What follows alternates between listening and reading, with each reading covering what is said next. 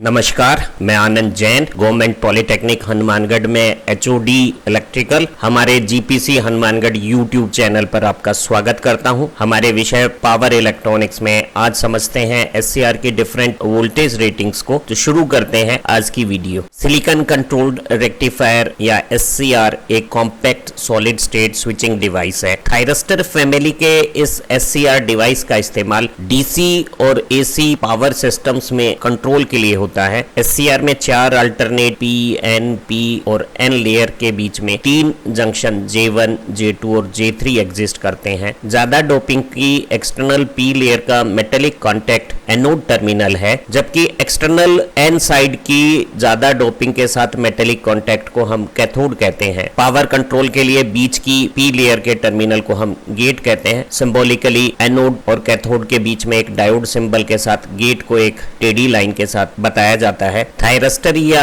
SCR एक uni directional anode से cathode की तरफ करंट फ्लो को अलाउ करने वाला डिवाइस है। करंट फ्लो को गेट पे ट्रिगर सिग्नल देकर कंट्रोल किया जाता है कंडक्शन प्रोसेस को। SCR की 2 स्टेबल ब्लॉकिंग यहाँ शान हाईलाइट में नीली लाइन में फॉरवर्ड ब्लॉकिंग और शान हाईलाइट में मैजेंटा लाइन में रिवर्स ब्लॉकिंग स्टेट है। ब्लॉकिंग स्टेट के अलावा एक दूसरी स्टेट ग्रीन हाईलाइट में दिखाई हुई ब्राउन लाइन है। ये ब्लॉकिंग और कंडक्शन स्टेट दोनों स्टेबल स्टेट्स हैं और आपस में इंटरचेंजेबल है। आज की इस वीडियो में हम SCR की वोल्टेज रेटिंग्स को समझेंगे। समझते हैं रेटिंग्स क्या होती हैं। सभी थायरिस्टर या SCR को किसी खास करंट, वोल्टेज, पावर, टेम्परेचर या स्विचिंग फ्रीक्वेंसी की लिमिट्स में काम करने के लिए बनाया जाता है। एक SCR या थायरिस्टर का ऑपरेशन सेफ और रिलायबल होगा यदि हम ऑपरेशंस के दौरान इन लिमिट्स को क्रॉस नहीं करते और लिमिट्स के बीच में ही थायरिस्टर का ऑपरेशन करते हैं। इन ऑपरेटिंग लिमिट्स को हम थायरिस्टर की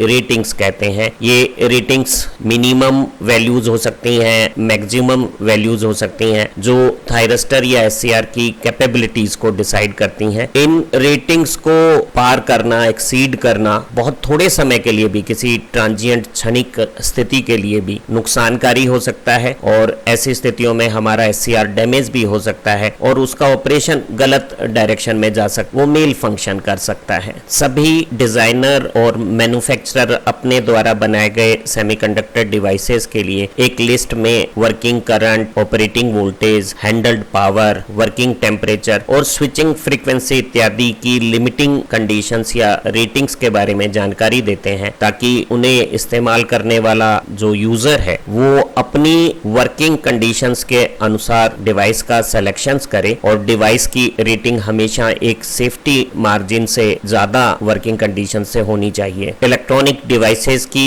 रेटिंग्स कंटिन्यूअस वर्किंग वैल्यूज हो सकती हैं। वो ऐसे रिपीटेटिव पीक्स हो सकते हैं जो किसी साइक्लिक पैटर्न से बार बार आते हैं और ट्रांजिएंट नेचर के होते हैं। कुछ ऐसे नॉन रिपीटिव ट्रांजिएंट्स भी हो सकते हैं जो पूरे डिवाइस के ऑपरेशन में एक आधी बार ही आते हो। हमारे ऑपरेशंस की यूनिलैटरल या बाइलैटरल कंडीशंस के हिसाब से कंटिन्यूअस रेटिंग्स को यूनिलैटरल डिवाइस के लिए एवरेज वैल्यू से और बाइलैटरल डिवाइस के लिए RMS वैल्यूज से डिफाइन किया जाता है। और जो इस तरह की ट्रांजिएंट और सर्ज रेटिंग्स होती हैं, इन्हें हम पीक वैल्यूज से बताना पसंद करते हैं। SCR या थायरिस्टर की वोल्टेज और करंट रेटिंग्स की सहज पहचान के लिए, इजी आइडेंटिफिकेशंस के लिए हम उनकी वैल्यूज के नीचे इस तरह का T और G जैसे एक या कभी अधिक सबस्क्रिप्ट्स का इस्तेमाल करते हैं। इस तरह के नोमेनक्लेचर में जो फर्स्ट सबस्क्रिप्ट लेटर है वो SCR की ऑपरेटिंग स्टेट को बताता है और हमें जानकारी है कि SCR की 3 ऑपरेटिंग स्टेट है। सबस्क्रिप्ट का first letter R reverse blocking mode को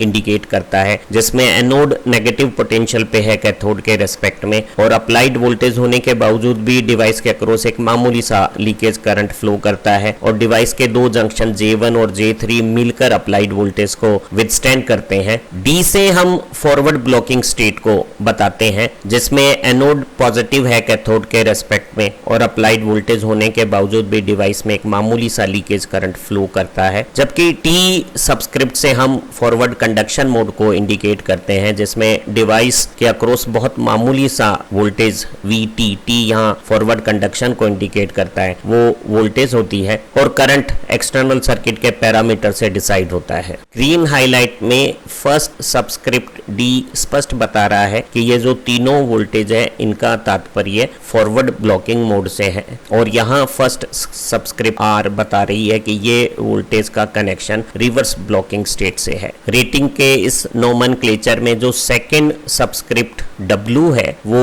कंटिन्यूअस वर्किंग वैल्यू को बताता है, जो लगातार ऑपरेशन के दौरान सेम स्थिति के साथ डिवाइस पे रहती है। ऐसी वैल्यू को हम वर्किंग वैल्यू कहते हैं। आमतौर पे ऐसी कंटिन्यूअस वैल्यूज को हम एवरेज अगर यूनिलैटरल है या RMS वैल्यू अगर वो दोनों दिशाओं में है, जैसे यहाँ अप्लाइड वोल्टेज दोनों दिशाओं में है तो इसे RMS वैल्यू से रिप्रेजेंट करना चाहिए। अगर सेकेंड लेटर R है तो वो ऐसी वोल्टेज ट्रांजिएंट्स को रिप्रेजेंट कर रहा है यहाँ जो थोड़े से समय के लिए आती है लेकिन सेम साइक्लिक पैटर्न से बार बार रिपीट्स होती हैं, और इस तरह की रिपीटेटिव ट्रांजिएंट वैल्यूज को हम अक्सर उनके पीक मैग्नीट्यूड से इंडिकेट करना पसंद करते हैं। डिवाइस के ऑपरेशन में कुछ ऐसी वोल्टेज भी हो सकती हैं जो पूरे ऑपरेशन में एक या दो बार ही आएगी, और ऐसी नॉन रिपीटेटिव सर्ज वोल्टेजेस को भी हम S से इंडिकेट करते हैं और मैक्सिमम वैल्यू से पढ़ा जाता है। इस नोमेनक्लेचर में ये जो थर्ड सबस्क्रिप्ट M इस्तेमाल किया गया है वो पीक वैल्यू को इंडिकेट करता है। अगर यहाँ M की जगह AV होता तो वो एवरेज वैल्यू को इंडिकेट करता। कभी कभी हम इस नोमेनक्लेचर का एज इट इज इस्तेमाल ना करते हुए गेट सबस्क्रिप्ट गेट की पैरामीटर्स के लिए, जैसे ये गेट की वोल्टेज का मैक्सिमम या गेट के करंट का मिनिमम वैल्यू हो सकती है, या यहाँ A टर्म एनोड की वोल्टेज या एनोड का करंट बताने के लिए IA या VA का इस्तेमाल भी करते हैं। आज की इस वीडियो में हम SCR की सभी प्रकार की वोल्टेज रेटिंग्स को समझ लेते हैं। अधिकांश वोल्टेज रेटिंग्स का संबंध थायरिस्टर की फॉरवर्ड ब्लॉकिंग D मोड या रिवर्स ब्लॉकिंग R मोड से है, जहां सारी applied voltage reverse bias junction, forward blocking D mode में जंक्शन J2 और रिवर्स ब्लॉकिंग R मोड में जंक्शन J1 और J3 के अक्रॉस डिप्लेशन जोन में एक स्ट्रॉन्ग फील्ड बनाती है। SCR के फॉरवर्ड ब्लॉकिंग या रिवर्स ब्लॉकिंग मोड में काम करते समय ऑपरेटिंग वोल्टेज का मान उसकी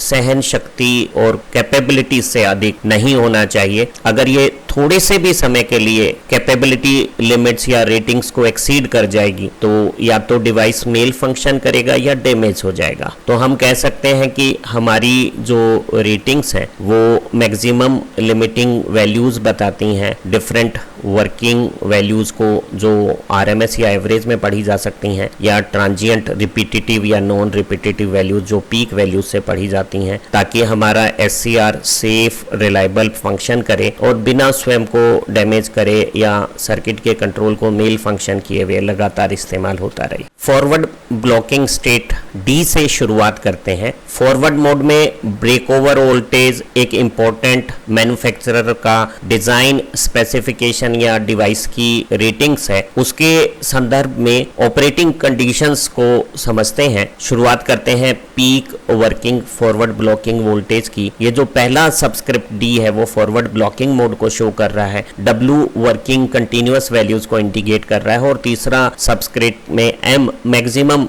इंस्टेंटेनियस वैल्यू को इंडिकेट कर रहा है। तो जब हम डिवाइस को साइनोसॉइडल सप्लाई पे इस्तेमाल करते हैं तो positive wave forward blocking mode में डिवाइस पे आती है, और हर साइकिल में जो इंस्टेंटेनियस पीक वैल्यू है उसे हम VDWM forward working maximum blocking voltage कह सकते हैं। एक कन्वीनियंट रेफरेंस के लिए peak working forward blocking voltage के मैग्नीट्यूड को फॉरवर्ड ब्रेकओवर वोल्टेज के रिलेटिव मैग्नीट्यूड के साथ यहाँ दिखाया हुआ है। अगर गेट करंट नहीं है, डिवाइस का टेम्परेचर एक्सेसिव नहीं है, तो ये जो अप्लाइड वोल्टेज है वो डिवाइस में false, spurious, unwanted malfunction turn on नहीं करनी चाहिए और ये वोल्टेज ब्रेकओवर वोल्टेज से एक पर्याप्त सेफ्टी फैक्टर से कम होनी चाहिए ताकि एक्सीडेंटली अगर इसमें डबलिंग इफेक्ट भी आ जाए तो भी हमारा डिवाइस सेफ रहे। हर पॉजिटिव हाफ साइकिल में एक निर्धारित समय स्थिति पे निर्धारित मैग्नीट्यूड के बार बार रिपीट होने वाले ये लाल बॉक्स में दिखाए गए नीले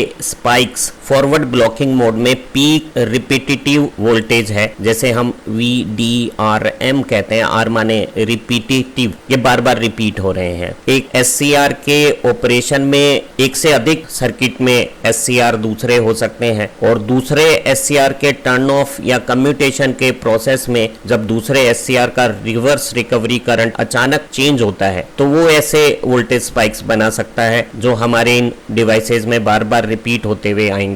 ऐसे रिपीटिटिव स्पाइक्स का maximum magnitude working maximum value से ज्यादा होता है, लेकिन इस स्थिति में भी डिवाइस मेल फंक्शन नहीं करना चाहिए, वो डैमेज नहीं होना चाहिए, वो ब्लॉकिंग कंडीशन को मेंटेन सेफली और रिलायबली करना चाहिए। यहाँ वेव फॉर्म में जो लाल स्पाइक्स दिखाया हुआ है वो पीक नॉन रिपीटिटिव या सर्ज फॉरवर्ड ब्लॉकिंग वोल्टेज है, जैसे हम VDSM कह रहे हैं। ये वो मैक्सिमम इंस्टेंटेनियस वैल्यू है जो किसी डिवाइस के ऑपरेशन में रिपीट नहीं होती, पूरे ऑपरेशन में एक या दो बार आएगी। इस तरह की ओवर वोल्टेज का कारण कोई स्विचिंग ऑपरेशन हो सकता है, हमारे पावर सिस्टम में लाइटनिंग सर्जेज हो सकते हैं। जो सर्ज मैक्सिमम वैल्यू है उसकी magnitude repetitive transient maximum value से 30% तक अधिक हो सकता है, लेकिन ये वैल्यू ब्रेकओवर वोल्टेज से काफी कम होती है। तो ऐसी स्थिति में भी हमारा डिवाइस है वो अपनी फंक्शनिंग को मेंटेन रखेगा, वो मेल फंक्शन भी नहीं करेगा और स्वयं को डैमेज भी नहीं करेगा। सर्किट्स में ब्रेकओवर वोल्टेज के कोरस्पॉन्डिंग ऐसे स्विचिंग सर्जेज ज्यादा ना आए, इसलिए डिवाइस के अक्रॉस स्नबर सर्किट से प्रोटेक्शन किया जाता है या सीरीज में डायोड लगाकर सर्ज मैक्सिमम रेटिंग्स को इंक्रीज किया जाता है। जैसे SCR के लिए पीक वर्किंग, पीक रिपीटिटिव या peak non repetitive surge maximum values forward blocking mode में थी, वैसी ही वैल्यू रिवर्स ब्लॉकिंग मोड में भी होती है, जिसे हम फर्स्ट सबस्क्रिप्ट R से इंडिकेट करते हैं। तो VRWM रिवर्स ब्लॉकिंग मोड में वर्किंग मैक्सिमम वैल्यू हो गई है। हर साइकिल के नेगेटिव हाफ में जो पीक मैग्नीट्यूड आ रहा है उसे हम पीक वर्किंग रिवर्स वोल्टेज कहते हैं। इसमें हम किसी भी प्रकार के नॉन रिपीटिटिव या रिपीटिटिव सर्ज ट्रांजिएंट को सेपरेट किए हुए हैं। ये हमारी सप्लाई का पीक नेगेटिव इंस्टेंटेनियस मैग्नीट्यूड हो गया है और इसका मैग्नीट्यूड ब्रेकओवर वोल्टेज से सेफ्टी फैक्टर के अनुसार काफी कम होना चाहिए। लाल फ्रेम में जो नीले वोल्टेज के ट्रांजिएंट स्पाइक्स हैं इन्हें हम पीक रिपीटिटिव रिवर्स वोल्टेज कहते हैं, जो हमारे SCR के ऑपरेशन के दौरान रिवर्स ब्लॉकिंग मोड में एक पीरियोडिक साइकिल के साथ बार बार रिपीट्स होते हैं और इनके आने का कारण भी वही है। दूसरे जो थायरिस्टर इनसे उल्टी पोलैरिटी के अगर कम्यूट हो रहे हैं सर्किट में साथ में, तो उनकी रिवर्स रिकवरी करंट में अचानक तेज चेंज होने से सर्किट के इंडक्टिव पैरामीटर्स वोल्टेज के ऐसे स्पाइक्स बनाएंगे और एक रिवर्स मोड में रिपीटिटिव सर्ज का जो मैक्सिमम वैल्यू है वो ब्रेकओवर वोल्टेज से काफी कम होता है और ऐसी स्थिति में भी डिवाइस में कोई मेल फंक्शन या डैमेज नहीं होना चाहिए। कभी कभी डिवाइस में पावर सिस्टम में लाइटनिंग सर्जेस से या कोई हैवी स्विचिंग से बड़े वोल्टेज स्पाइक्स भी आ सकते हैं, जो ऐसे यहाँ लाल रेखा से दिखाए गए हैं। एक SCR के ऑपरेशन में non repetitive surge maximum values repetitive maximum value से 30% से भी ज्यादा हो सकती है, लेकिन इसे भी रिवर्स ब्रेकओवर वोल्टेज से सेफली कम होना चाहिए और इसे कम रखने के लिए हम डिवाइस के साथ सीरीज में डायोड और पैरेलल में स्नबर सर्किट्स का इस्तेमाल करते हैं। हमने एक SCR की फॉरवर्ड ब्लॉकिंग मोड या रिवर्स ब्लॉकिंग मोड में नीले तीर से दिखाई गई वर्किंग मैक्सिमम वैल्यू या लाल तीर से दिखाई गई साइक्लिक पैटर्न से बार बार दोहराने वाली रिपीटिटिव पीक मैग्नीट्यूड्स हैं। यह थायरिस्टर के ऑपरेशन में कभी कभार आने वाली नॉन रिपीटेटिव कोई सर्ज पीक वैल्यू है। इन सब को हमने यहाँ प्रदर्शित जब किया है, जब हम इन्हें समझ रहे हैं तो हमारा जो गेट सर्किट है वो ओपन होना चाहिए और थायरिस्टर का जो ऑपरेटिंग टेम्परेचर कंडीशंस है वो स्पेसिफाइड सेफ लिमिट्स में होना चाहिए। Non repetitive surge maximum value forward blocking mode में फॉरवर्ड ब्रेक ओवर वोल्टेज से कम होनी चाहिए और रिवर्स ब्लॉकिंग मोड में वो रिवर्स ब्रेक ओवर वोल्टेज से कम होनी चाहिए। और जो रिपीटेटिव पीक्स आते हैं वो सर्ज मैक्सिमम से 30% से ज्यादा कम होने चाहिए और वर्किंग मैक्सिमम वैल्यू को हम ब्रेक ओवर वोल्टेज से एक अच्छे वोल्टेज सेफ्टी फैक्टर के साथ VF के साथ कम रखते हैं। सामान्यतः हमारी जो ऑपरेटिंग वर्किंग वोल्टेज है SCR की वो सर्ज मैक्सिमम की कंपैरिजन में काफी कम रखी जाती है। अगर surge maximum value non repetitive surge maximum value के साथ अगर हम पीक इंस्टेंटेनियस अब सप्लाई वोल्टेज का रेशो देखें तो ये रेशो हमारा वोल्टेज सेफ्टी फैक्टर है और एक अच्छी डिजाइन प्रैक्टिस में वोल्टेज सेफ्टी फैक्टर 3 या ज्यादा रखा जाता है ताकि किसी भी अबनॉर्मल वर्किंग कंडीशंस में भी हमारा thyristor circuit safe reliable operate करे। थायरिस्टर के कुछ दूसरे इंपॉर्टेंट वोल्टेज स्पेसिफिकेशंस को और समझ लेते हैं। उसमें से एक है on state voltage drop. Thyristor की जो ऑन स्टेट कंडक्शन स्टेट है उसे हम T नोटेशन से इंडिकेट करते हैं और हमें मालूम है कि थायरिस्टर की चारों परतों में कंडक्शन के दौरान आवेश वाहकों के फैलाव से कंडक्टिविटी बढ़ जाती है और स्पेसिफाइड जंक्शन टेम्परेचर और ऑन स्टेट फॉरवर्ड करंट की कंडीशंस पे भी डिवाइस के अक्रॉस 1 से 1.5 वोल्ट के बीच में वोल्टेज रहती है जिसे हम ऑन स्टेट वोल्टेज कहते हैं। इस वोल्टेज का मैग्नीट्यूड ज्यादा होने पे थायरिस्टर में ऑन स्टेट लॉसेज ज्यादा होने से टेम्परेचर राइज ज्यादा हो सकती है। तो ये जितनी कम होगी उतना डिवाइस के सेफ और रिलायबल ऑपरेशन के लिए अच्छा रहेगा। समझते हैं थायरिस्टर की फिंगर वोल्टेज को। हमें जानकारी है कि थायरिस्टर के गेट करंट ट्रिगरिंग में अगर गेट करंट का मैग्नीट्यूड Ig3 अगर ज्यादा हो तो अप्लाइड फॉरवर्ड ब्लॉकिंग वोल्टेज के कम मैग्नीट्यूड में भी थायरिस्टर सेल्फ लैच्ड होकर कंडक्शन मोड में चला जाएगा। अर्थात हम अगर गेट करंट का मैग्नीट्यूड बढ़ाते हैं तो टर्न ऑन के लिए रिक्वायर्ड फॉरवर्ड ब्लॉकिंग वोल्टेज का मैग्नीट्यूड कम होता चला जाएगा। ये लेखा चित्र गेट करंट के बढ़ने के साथ साथ फॉरवर्ड ब्लॉकिंग वोल्टेज के मैग्नीट्यूड का ट्रिगर या टर्न ऑन करने के लिए कम होना बता रहा है, लेकिन एक लिमिट से ज्यादा गेट करंट करने के बाद भी हमें थायरिस्टर को ट्रिगर या टर्न ऑन करने के लिए एक minimum voltage forward blocking mode में लगाए रखनी होगी और उस minimum required blocking mode voltage को जो एक हाईएस्ट गेट करंट पे भी आवश्यक है एक ट्रिगरिंग या टर्न ऑन प्रोसेस के लिए, उसे हम फिंगर वोल्टेज कहते हैं। फिंगर वोल्टेज की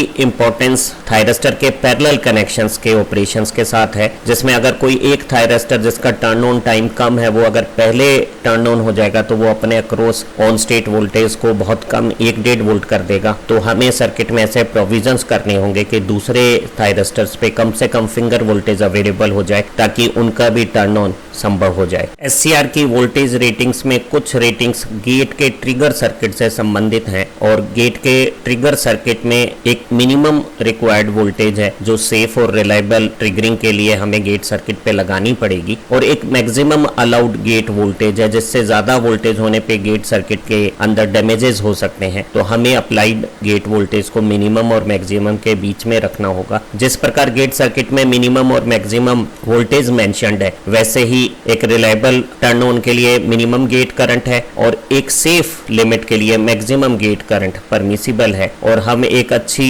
रिलायबल ट्रिगरिंग के लिए मिनिमम गेट करंट से 3 गुने से कुछ ज्यादा करंट पे ट्रिगरिंग हार्ड करना चाहते हैं। एक नॉन ट्रिगरिंग वोल्टेज भी है OA मैग्नीट्यूड की। अगर हम डिवाइस के अक्रॉस OA से कम वोल्टेज मेंटेन रखेंगे तो हमारा device unwanted false spurious turn on या ट्रिगर किन्हीं भी दूसरे कारणों से नहीं होगा। SCR की एक important voltage rating forward mode में एनोड को पॉजिटिव रखते हुए कैथोड के साथ जो वोल्टेज हम लगाते हैं उस वोल्टेज के टाइम रेट से रिलेटेड है और उसे हम फॉरवर्ड dV/dt रेटिंग कहते हैं। ये वो allowed maximum rate of rise है एनोड वोल्टेज का टाइम के साथ जो हमारे थायरिस्टर का अगर गेट सर्किट ओपन है तो उसे फॉल्स टर्न ऑन या ट्रिगर नहीं करेगा। अगर हमारी सप्लाई वोल्टेज में dV/dt का मान इस रेटिंग क्षमता से ज्यादा हो जाएगा तो हमारा एक SCR जिसे कम वोल्टेज की कंडीशंस पे ब्लॉकिंग मोड में रहना चाहिए था, वो अनवांटेड स्पूरियस मेल फंक्शन करता हुआ टर्न ऑन या ट्रिगर हो जाएगा। dV/dt से टर्न ऑन को हमने किसी दूसरी वीडियो में समझा था और हमें मालूम है कि यहाँ जंक्शन J2 जो रिवर्स बायस है वो एक कैपेसिटर जैसा बिहेव करता है और वोल्टेज का तेज परिवर्तन उसमें एक डिफ्यूजन करंट या चार्जिंग करंट बनाता है और वो करंट उसी तरह का व्यवहार करता है जिस तरह से गेट सिग्नल करंट करता है और वो एक इंटरनल रीजनरेशन का फिनोमिना करके फॉरवर्ड ब्लॉकिंग करंट को लैचिंग से ज्यादा लेवल पे लाकर टर्न ऑन या ट्रिगर प्रोसेस कर देता है। एक थायरिस्टर की dV/dt रेटिंग टेम्परेचर डिपेंडेंट है और अगर जंक्शन का टेम्परेचर किन्हीं भी कारणों से ज्यादा हो जाएगा तो उसकी dV/dt सहन क्षमता भी कम हो जाएगी। हमारे SCR वोल्टेज में तेज परिवर्तनों के कारण false spurious unwanted turn on ना हो, इसलिए हम SCR के पैरेलल में एक रेजिस्टेंस और कैपेसिटर का सीरीज कॉम्बिनेशन कनेक्ट करते हैं। इसे हम स्नबर सर्किट कहते हैं और ऐसा स्नबर सर्किट थायरिस्टर के अक्रॉस वोल्टेज के टाइम के साथ परिवर्तनों को उसकी रेटिंग से कम बनाए रखता है तो फॉल्स अनवांटेड टर्न ऑन या ट्रिगर रुक जाते हैं। आज की वीडियो से आपको थायरिस्टर या SCR की सभी वोल्टेज रेटिंग के बारे में समझ बन गई है। हमारी इसी प्लेलिस्ट में पावर इलेक्ट्रॉनिक्स के दूसरे विषयों को भी आप समझ सकते हैं। आप अच्छा पढ़ें, तरक्की करें। Have nice time. और एक बार फिर हमारी सारी वीडियो देखने और प्रमोट करने के लिए आपका बहुत बहुत धन्यवाद।